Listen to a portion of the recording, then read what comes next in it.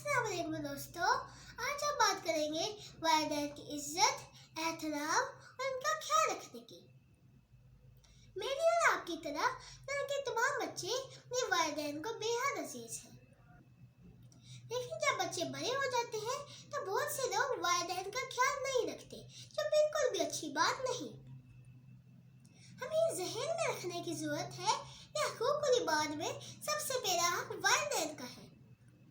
कुरान पाक में भी वालिदैन के साथ उसने सलूक करने और उनकी खिदमत करने की बड़ी ताकीद आई है। जरा सोचें, जब बच्चे छोटे होते हैं तो वालिदैन कितनी मेहनत और तवज्जो से बच्चों को पालते हैं। इसलिए औलाद की भी ये जिम्मेदारी है कि वो बड़े होकर वालिदैन की इज्जत और उनकी खिदमत करें। खास तौर पर जब वालिदैन बीमार या बूढ़े हो जाए तो उनका ध्यान रखने की ज्यादा जरूरत है।